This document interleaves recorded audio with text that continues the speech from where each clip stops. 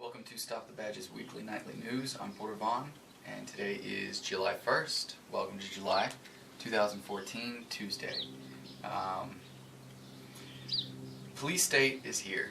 I've been saying that for almost 2 years now, and it's been here long before that. It was just, since 2012, the amount of police violence has gotten insane. Agencies like TSA, Border Patrol, police, local law enforcement, sheriff, and county agencies, misconduct allegations and charges have gone up. The amount of incidents where we're either finding, and part of it is more readily available video surveillance, or somebody maybe who is waking up to the fact that police state's here and is on the side videotaping it themselves on scene. But we're seeing more video come to light, and we're actually seeing what it is to be, to have your liberties imposed upon by the police state.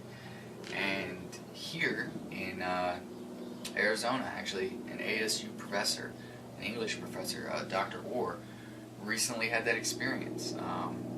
She was sighted, crossing the street, and the police officer said he stopped her because he nearly hit her with his patrol car when he turned onto College Avenue.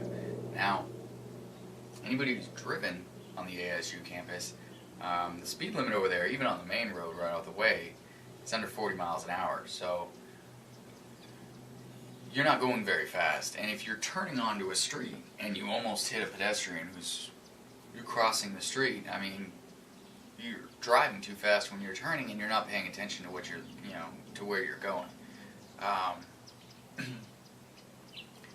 But she was crossing the street. He said he almost hit her with her car, and then he had to stop and ask her for identification. At which point,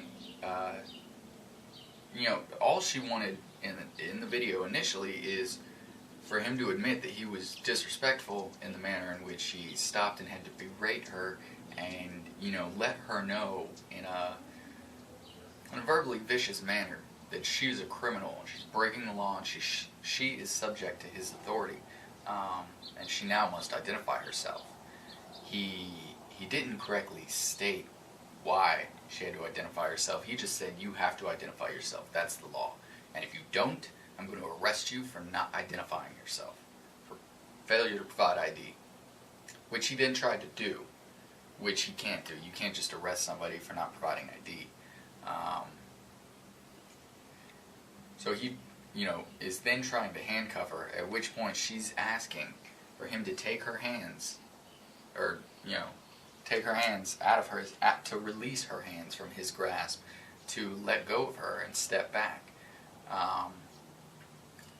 Which he hadn't even said you're under arrest at this point. He had just said you will be arrested. And then he started manhandling her. At that point, that's assault. He hadn't tried to arrest her.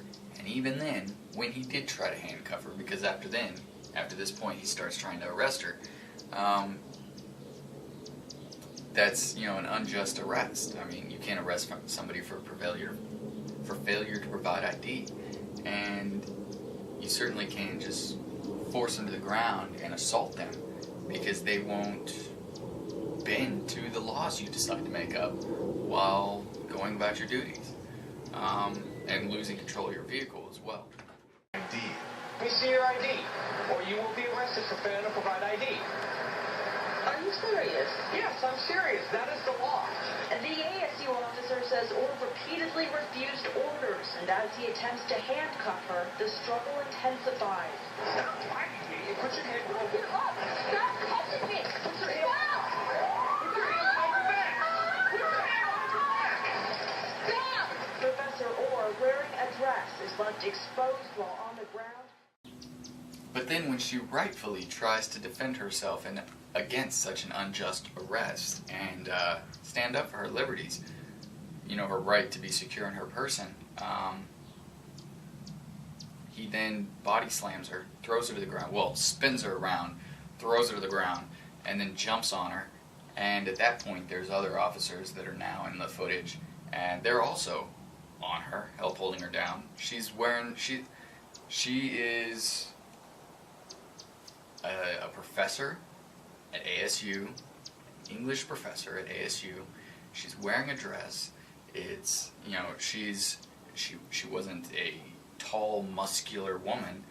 You know, she was walking across the street, and now she's thrown to the ground, and she has 3 police officers, I believe it's 3, that are actually holding her down, knees in her back, arresting her, handcuffing her, at which point she's just asking, are you serious? Are you really doing this? Because that's what it is. It's the police state, and it will infringe upon you and your rights whenever it can. The crime of crossing the street, I mean, what, to force us to build a crosswalk every 1/8 or 1/4 of a mile, then to force people to tunnel or walk. I mean, when you're at an event, especially on a campus, I've been to ASU campus and done this myself. I mean, do you walk a 1/4 of a mile down to get to a crosswalk, cross the street, and then come back up a 1/4 of a mile to get to the building you want to go to? Or do you just, like you were always taught, look both ways, make sure no cars are coming, and then start crossing the street?